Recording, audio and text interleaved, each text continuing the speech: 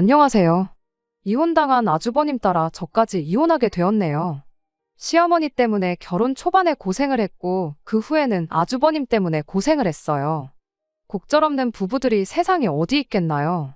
이 또한 부부가 되어가는 과정이라 생각하고 견뎌보려 했어요.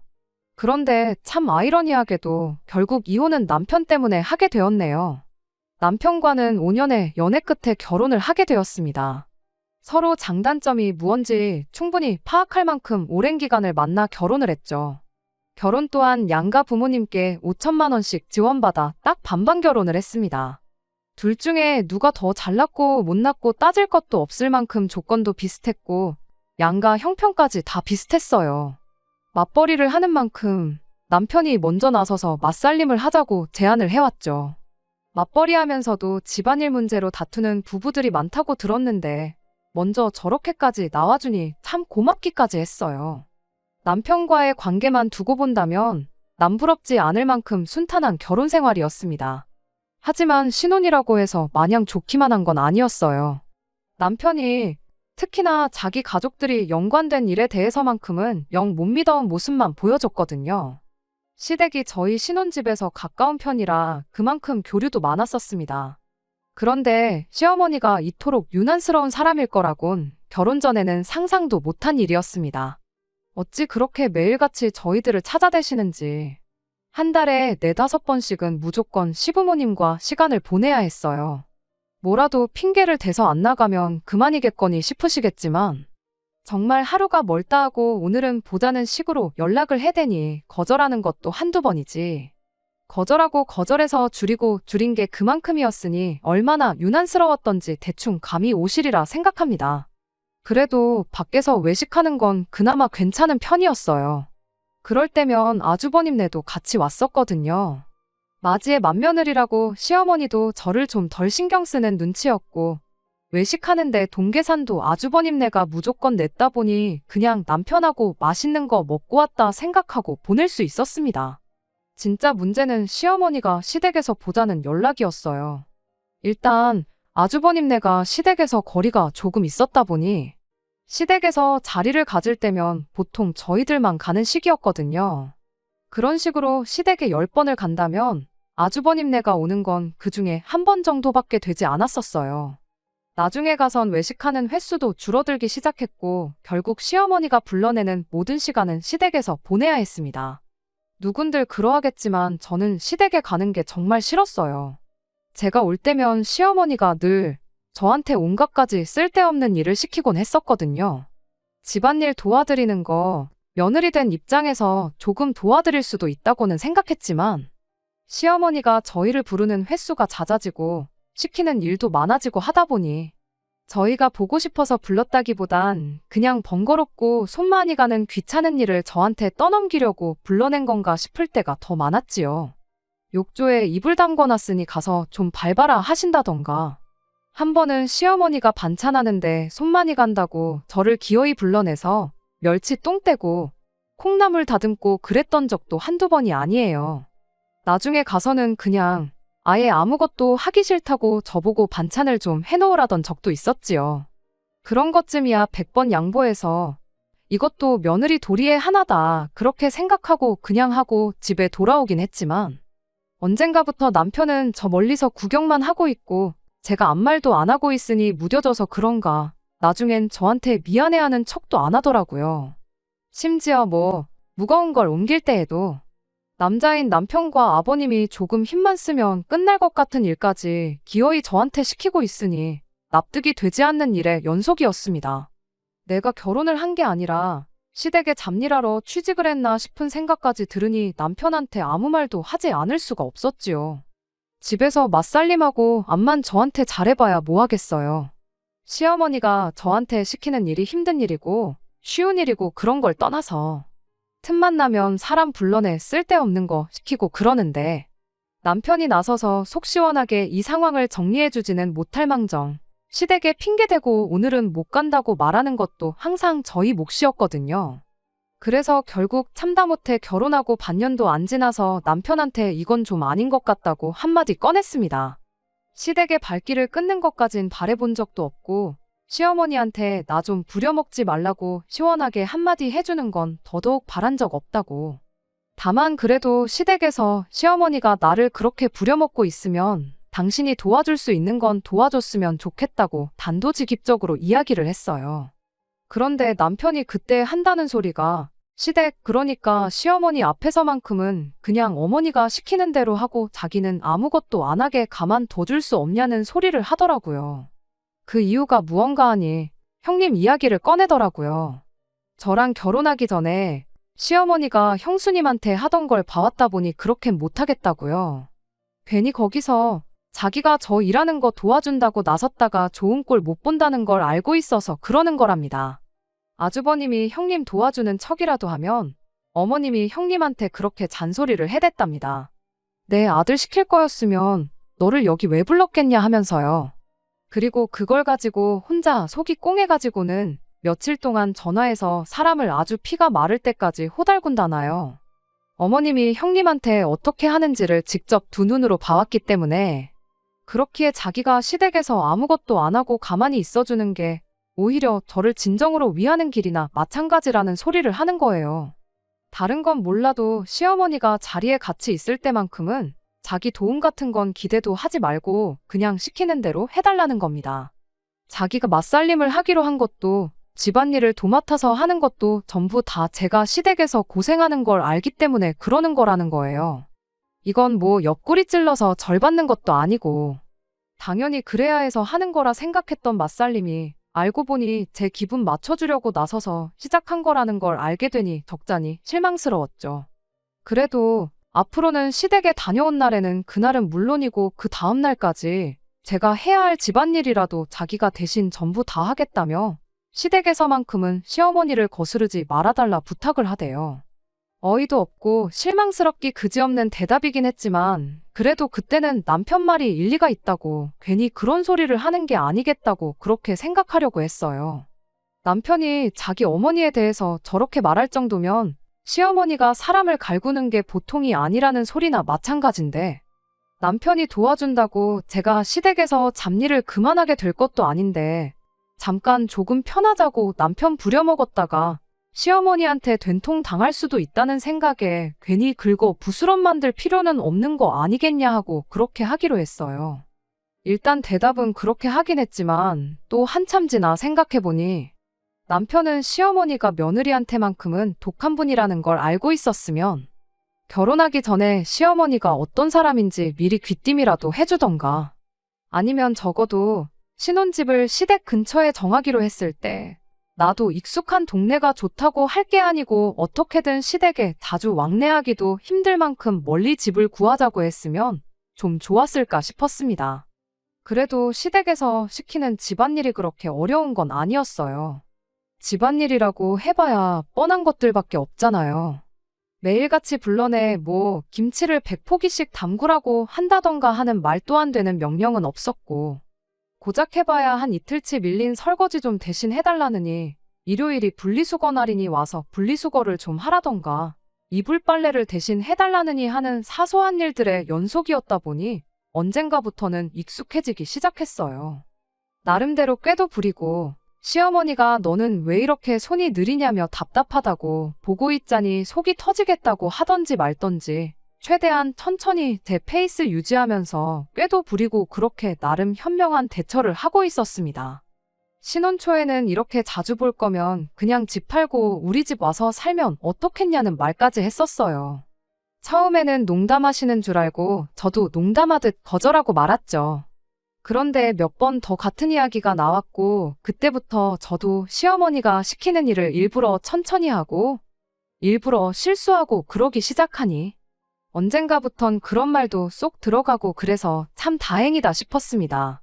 결혼 후 처음 맞는 명절날이 돼서 명절 음식을 그렇게 많이 준비하라고 할 때는 조금 경악스럽긴 했습니다. 같이 살자는 말에 농담으로라도 그렇게 하겠다는 말을 비슷하게도 꺼내지 않았던 게 참 다행이다 싶을 만큼요. 시댁이 따로 제사도 지내는 것도 아니었던 만큼 딱히 시댁에 다른 친척분들이 오시는 것도 아니고 기껏해야 저희들의 아주버님네, 시부모님 이렇게 6 식구가 전부인데 그나마도 결혼 첫 해 두 번의 명절을 보내면서 아주버님네는 따로 명절이라고 참석도 안 했는데 저는 뭘 그렇게 많이 부치고 하는지. 남은 음식들을 싸가긴 했지만 정말 전이라면 신물이 나서 한동안 생각도 나지 않을 만큼 연휴 끝나고도 몇 끼를 명절 음식들로 식사를 해야 했었습니다. 아무튼 그렇게 그냥 시어머니가 유난스럽고 원래 그러신 분이다 생각하고 그러려니 적응해가면서 나름 잘 살고 있었어요. 하지만 가끔씩 쉬는 날에 미리 언질도 없이 저를 불러내서는 쓰잘데기 없는 일을 시키고 그럴 때면 그래도 시댁에서 조금 떨어진 거리에 사는 형님이 그렇게 부러울 수가 없었습니다. 남편이 형수님이 당하는 걸 직접 두 눈으로 봤다고 하긴 했지만 매주 몇 번씩 시댁에 불려가는 제가 보기에 당해봐야 얼마나 당했겠냐 싶었었습니다. 저도 매주 주말만 되면 불려나가고 그러는 게 아니라 한 달에 한두 번이면 충분히 견딜 수 있을 것 같고 이런 불만도 안 생기겠거니 그런 생각이었어요. 심지어 제가 결혼하고 나서 시댁에서 명절을 두 번 보냈는데 형님네는 그때 두 번 다 시댁에 오지 않았거든요. 그때는 그냥 응당 형님이 고생을 했다 하니 아주버님이 중간 역할을 잘해준 게 아닐까 그런 생각까지 했었습니다. 남편이 그런 아주버님 절반만 닮아서 저 고생하는 것 좀 덜하게 해줬으면 싶은 생각이 들었던 게 한두 번이 아니었어요. 그런데 그게 아니었습니다. 형님이 부럽다고 생각했다니 정말 내가 복에 겨워서 그런 소리를 했구나 싶었던 날이 있었어요. 시댁에서 개같이 굴으면 굴렀지. 아주버님 같은 인간을 남편이라고 옆에 두고 살고 있는 형님이 정말 불쌍했습니다. 그때가 결혼하고 나서 세 번째 맞는 명절이었어요. 이번에는 모처럼 형님네도 온다고 하길래 일손이 하나 더 생긴 만큼 고생은 덜하겠구나 싶었습니다. 조금 덜 힘들겠거니 그 생각 말고는 정말 아무 생각도 없었어요. 아무튼 시댁하고 거리가 가까운 만큼 저희가 시댁에는 형님네보다 일찍 도착했어요. 도착하자마자 편한 옷으로 갈아입고 나와가지고 늘상 하던 대로 곧바로 명절 음식 준비를 하기 시작했죠. 그리고 나서 한 10분 정도 있다가 형님네가 도착을 했습니다. 그런데 시어머니가 형님한테 요즘 아주 안 불렀더니 많이 편해졌나 보다고 어떻게 1년 만에 시댁에 명절 쇠러 오면서 맏며느리가 둘째네보다 늦게 올 수가 있느냐고 한마디 하시대요. 저야 당연히 집이 코앞이니까 금방 온 건데 그리고 시어머니가 오라고 했던 시간에 저희가 일찍 온 거고 형님네는 거의 딱 맞춰서 온 건데 저런 말을 하니 이게 다 뭔가 싶었어요. 게다가 형님도 형님 나름대로 이유가 있었던 건데 아주버님이 준비가 늦어서 지체가 되었다는 형님의 대답에 시어머니가 너가 언제부터 그렇게 대답이 길었냐고 한마디 하더니 말을 그냥 중간에 잘라버리더라고요. 그간 그렇게 자주 본 건 아니지만 그래도 몇 번을 온 가족이 모였었는데 시어머니가 형님한테 이렇게 대하는 걸 처음 봐서 그랬나 너무 사람을 막대하는 건 아닌가 싶어서 많이 놀랐습니다. 그리고 더 놀라웠던 건 이어진 형님의 반응이었죠. 시어머니 말에 정말 찍소리도 못하고 그대로 제 옆으로 와서 음식을 준비하기 시작했으니까요. 저야 그간 시어머니가 유난을 떤다니까 괜히 일 키워서 번거로운 일 생기는 게 싫어서 시키는 대로 했던 거지 사람이 딱히 무섭거나 그래서 그런 건 아니었거든요. 일을 시켜도 그냥 세워라 내워라 하면서 제 페이스대로 천천히 일을 했고요. 그런데 형님은 이상하리만치 시어머니를 의식했어요. 시어머니가 무슨 말만 하면 손까지 벌벌 떨면서 어떻게든 빨리 일을 끝내놓으려고 서두르더라고요. 그래서 보다 못한 제가 천천히 좀 하시라고 한마디 했죠. 뭐 얼마나 시어머니한테 큰 죄를 지었길래 하는 말마다 벌벌 떨면서 그러시냐고. 시어머니가 시킨 일 좀 천천히 한다고? 전 뒤집는 게 늦어지는 거지 세상이 뒤집어지는 게 아니지 않냐고요. 음식 준비를 빨리 끝내고 싶으면 저기 TV 보면서 시시덕거리는 사람들이 우리를 도와주는 게 맞지. 어차피 우리 손은 2개밖에 없는데 우리가 암만 서둘러봐야 동태전 10개, 11개 차이밖에 안 날 거라고 그렇게 한마디 해줬죠. 해보신 분들은 알겠지만 바닥에 쪼그려 앉아서 전 부치는 게 여간 힘든 게 아니잖아요. 그런 제 말에도 형님은 괜찮다고 서두르면 서두르는 만큼 빨리 끝나지 않겠냐 그럼 1분이라도 더 쉴 수 있는 거 아니냐 하면서 계속해서 속도를 내기 시작했습니다. 그런데 거실에서 TV 보던 시어머니가 무슨 지방방송이 이렇게 들리냐며 니들이 하하호호 떠들 시간이 어딨냐고 빨리빨리 좀 하라고 저희한테 성질을 내기 시작했어요. 그 말이 끝나기 무섭게 또 형님이 새파랗게 질려가지고는 알겠다고 대답을 하는데 당황해서 그랬나 옆에 있던 식용유통을 엎어버렸습니다. 제가 옆에 있었다 보니 크게 엎은 건 아니고 바닥에 조금 흐르기만 했을 뿐인데 형님은 그걸 엎었다는 사실만으로 멘붕이 온 건지 혼자서 또 그걸 치우겠다고 허둥대다가 식용유 때문에 미끄러져서 바닥에 털푸덕하고 쓰러져 버렸습니다. 아픈 건 둘째치고 그것 때문에 계란물이니 뭐니 죄다 엎어버려서 옷이 아주 난장판이 되었어요. 그런데 아주버님이란 작자는 남편이 돼서 그걸 보고 괜찮냐고 묻는 게 아니고 저건 칠칠치 못하게 왜 또 저러냐면서 짜증을 내는 거예요. 그 광경을 보고 제 눈을 믿을 수가 없었죠. 시어머니도 바빠 죽겠는데 아주 쇼를 한다고 혀를 차고 있었고요. 형님이 아주버님한테 챙기라고 했던 옷가방은 어디 있느냐고 물어봤는데 아주버님이 왜 네 옷을 나한테 찾냐면서 필요하면 필요한 사람이 챙겼어야 하는 거 아니냐고 당당하게 대답을 하더군요. 아주버님이 늦장 부리다가 늦었다더니 챙기란 것도 똑바로 안 챙기고 와서는 뭘 잘했다고 큰 소리를 치나 싶었어요. 그런데 형님은 아주버님 대답에도 찍소리를 못하고 그러냐고 한마디 하더니 그대로 그 지저분해진 옷을 입고 다시 전을 붙이는 거 아니겠나요? 참 제가 봐도 사람이 답답하긴 했어요. 그래도 같은 며느리 입장이라고 안쓰럽기도 하더라고요. 그래서 형님한테 입던 옷이라도 입으시겠냐고 물어봤죠. 명절이라고 엄청 차려입고 왔던 것도 아니고 그냥 더 편한 옷으로 갈아입었을 뿐이니.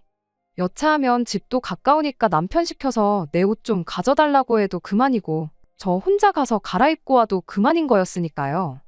형님은 괜찮다고 손사래를 쳤지만 계란물 뒤집어 쓰고 있는 꼴을 보고는 제가 못 견디겠어서 싫다는 형님 억지로 방에 데리고 가서 옷을 갈아입었습니다.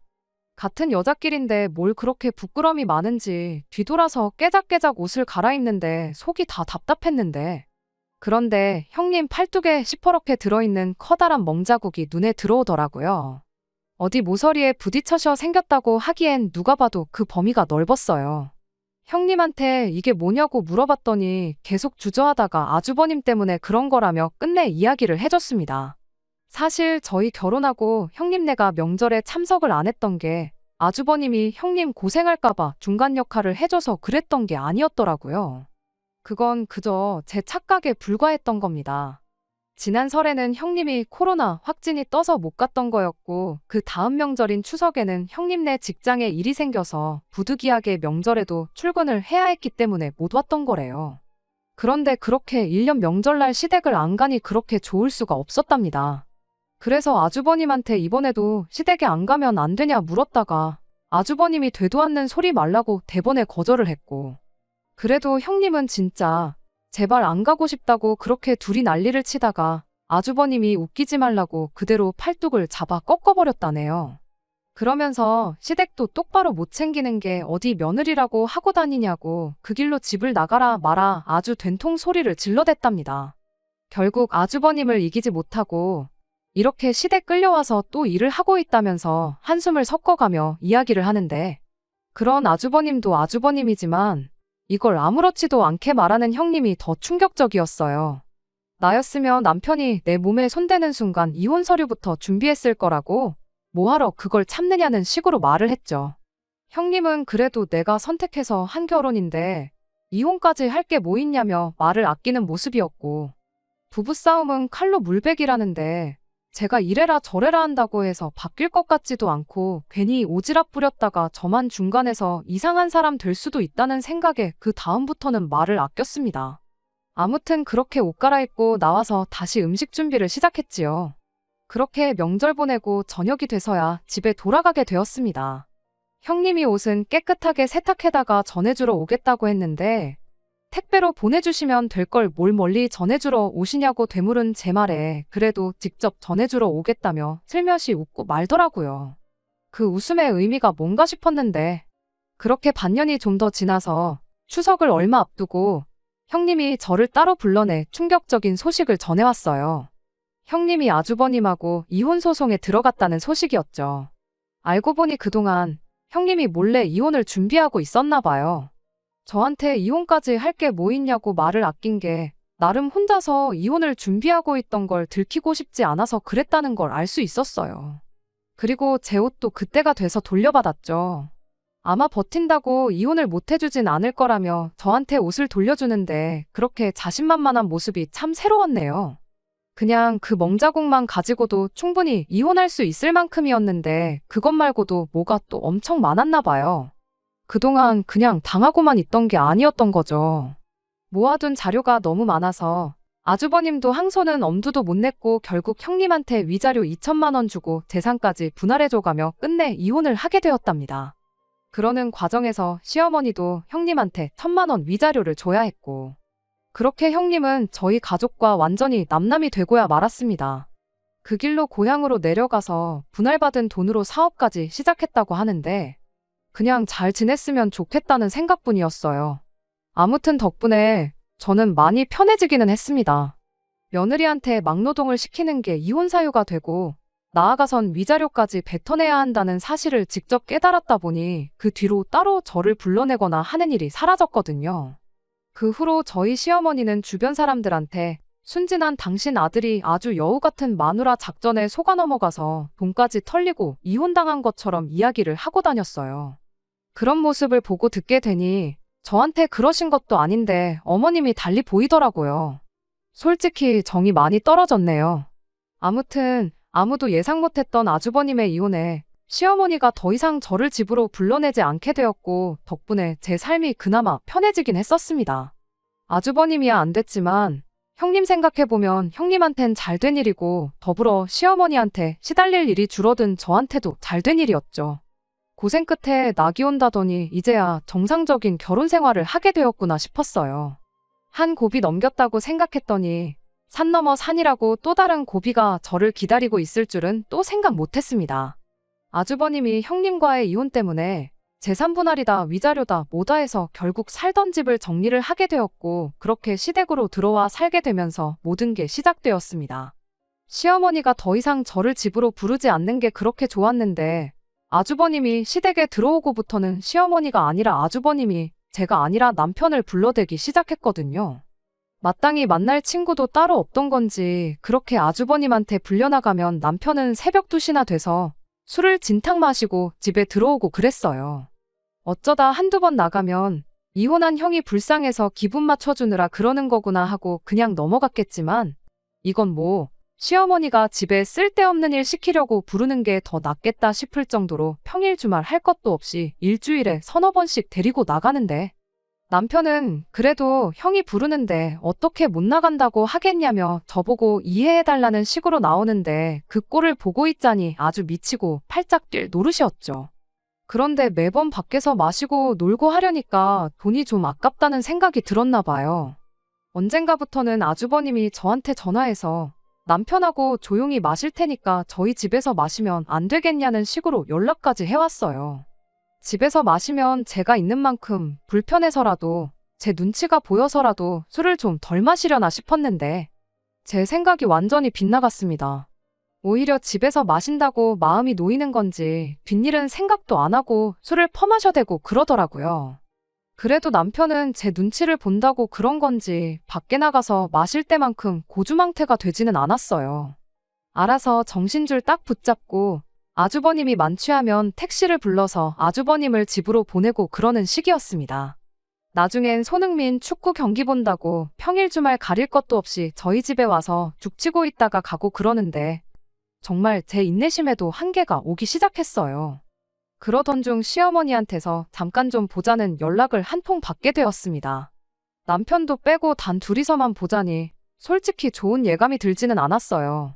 아니나 다를까 시어머니가 저를 보자마자 여지껏 평생 한 번을 해준 적 없는 칭찬을 늘어놓기 시작했습니다.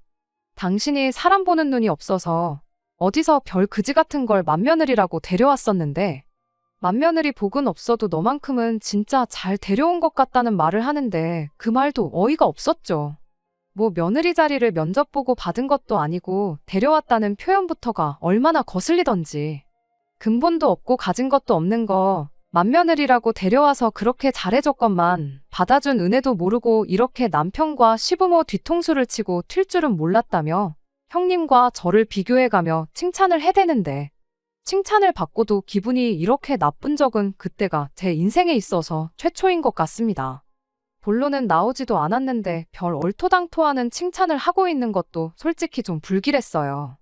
아니나 다를까 시어머니가 니들 요즘 사이좋게 지내는 게 참 보기 좋다며 형제간의 우애에 대해서 일장연설을 늘어놓기 시작하더니 난데없이 저한테 아주버님도 저희 집에 같이 데리고 살아주면 어떻겠냐는 말을 꺼내더군요. 첫째한테는 잘 이야기해서 생활비 넉넉하게 한 100만 원 정도 보태라고 그렇게 말해놓겠다 하면서요. 그 말을 듣자마자 생각하고 자시고 할 것도 없이 싫다고 말하고 자리에서 일어났어요. 우애가 좋아도 남편하고 아주버님이 좋은 거지 저랑 좋은 건 아니지 않냐고. 안 그래도 아주버님 때문에 스트레스가 이만저만이 아니었는데 우리 집에 자주 찾아오는 걸 가지고 어머님이 그렇게 착각하실 줄은 몰랐다고. 이참에 아주버님 우리 집은 물론이고 우리 집 근처에도 얼씬도 못하게 해야겠다 말하고 자리에서 나왔죠. 시어머니는 저를 쫓아나와서 한다는 소리가 다 늙어서 이제 너네 시아버지 하나 챙기기도 벅찬데 장남까지 있으니 몸이 하나 더 있어도 모자라다면서 꼭 좀 그렇게 해달라고 재차 부탁을 하더라고요. 당신이 몸이 성했으면 그간 주말에나 평일에나 저를 불러내서 집안일을 시켰겠냐면서요.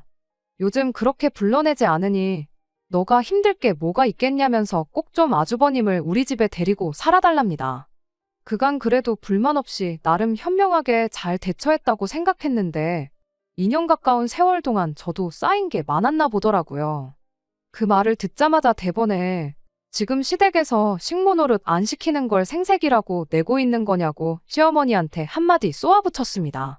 다른 집이면 당연히 안 시킬 시자 갑질을 가지고 그거 이제 안 할 테니까 아주버님을 데리고 살라는 게 시집살이 걸고 협박하는 거랑 뭐가 다르냐고 한마디 따졌어요. 뭐 내가 100만 원이 아쉬워서 이혼당한 아주버님 데리고 살아주면 생활비 100만 원 주겠다고 하면 그걸 좋다고 제가 넙죽 받을 줄 알았냐고요. 아주버님이 혼자 나가 살아도 한 달 생활비 그 정도는 들 거라고. 아니 월급 전부를 저한테 다 준다고 해도 같이 살 생각 없으니까 말도 안 되는 소리 좀 하지 말라고 했죠. 그랬더니 시어머니는 그 와중에도 지나가는 사람들 보기 쪽팔리다면서 저보고 목소리 좀 낮추라고 딴소리를 하는 겁니다. 그러더니 결혼할 때 지원해준 5천만 원 이야기까지 꺼내더군요. 같이 살기 싫으면 그 돈이라도 돌려받아서 아주버님 나가 살 집이나 알아봐야겠다고요. 뭐 5천만 원은 지들만 해준 줄 아나. 우리 집도 똑같이 5천 해줬고 반반 결혼했는데 엄청난 걸 해줬던 거 마냥 생색을 내고 있으니 어이가 없었죠. 더 말할 것도 없겠다 싶어서 가져갈 테면 가져가라는 심정으로 시어머니한테 한마디 더 했습니다.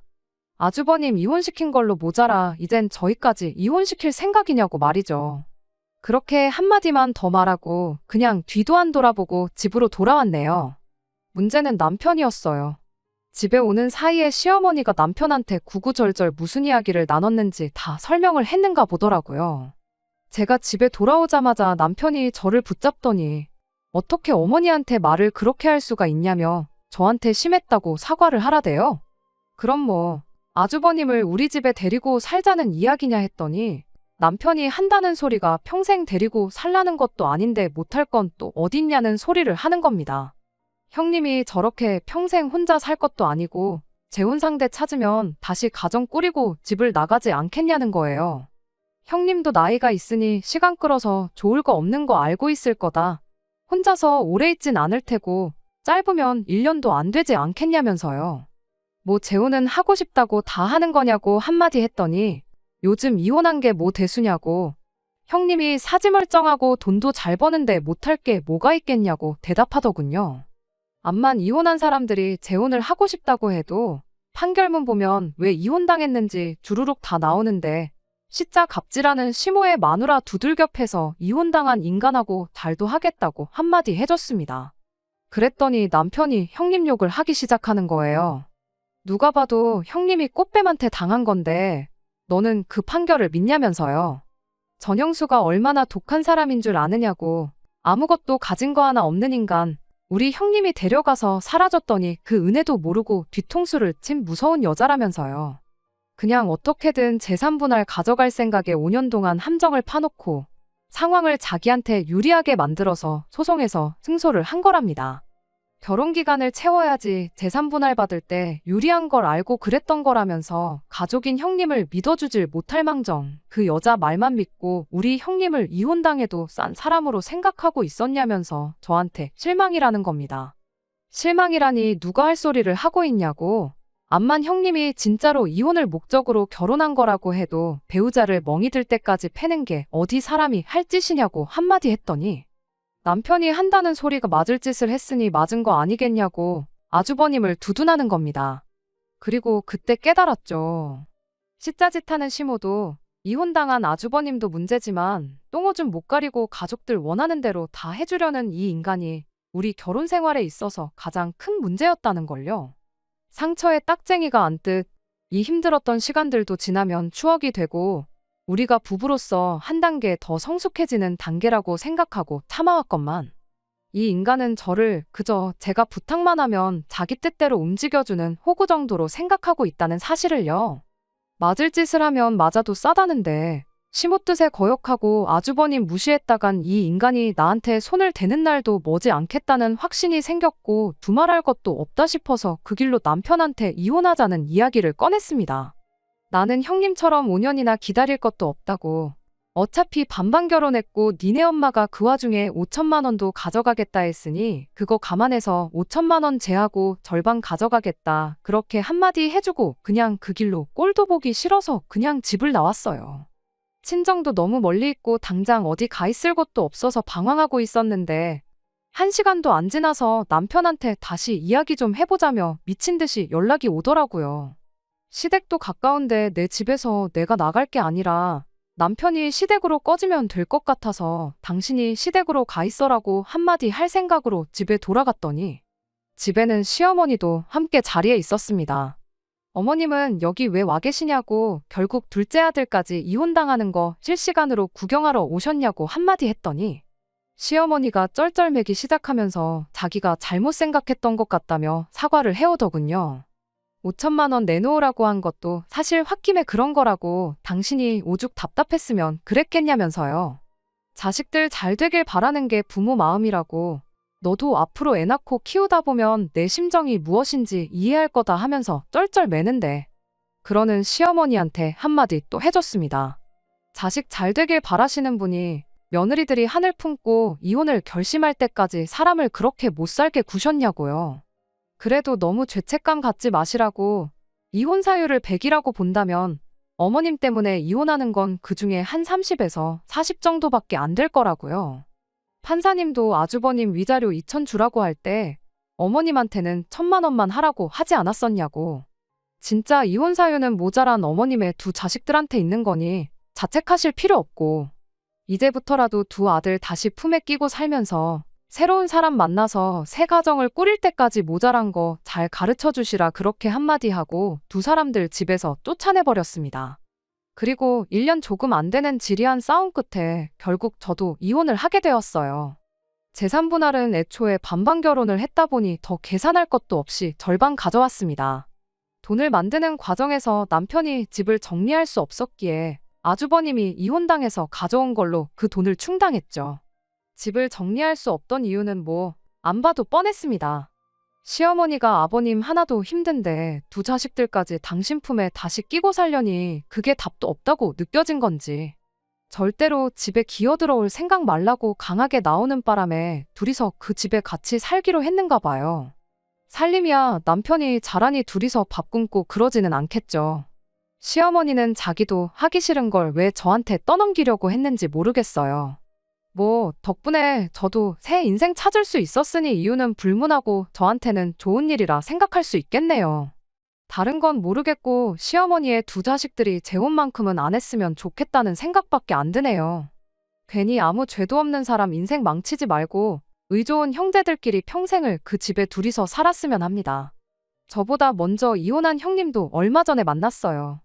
얼굴색도 훨씬 좋아지고 제잘제잘 말도 많고 사람이 아예 달라졌더라고요. 지금 만나는 사람도 있고 결혼까지 생각하고 있다고 하는데 최악을 경험했다 보니 그 누구를 만난들 마냥 행복할 수 있는 걸까요? 저는 당장에는 다시 결혼을 한다는 게 엄두도 나지 않거든요. 저도 뭐 시간 지나면 괜찮아질런지 모르겠지만 당장은 제 한 몸 건사하는 것만 생각하면서 살 생각입니다. 끝까지 들어주셔서 감사합니다. 오늘의 사연은 여기까지입니다. 구독과 좋아요, 알람 설정 부탁드리고 더 좋은 사연으로 다시 찾아뵙겠습니다. 감사합니다.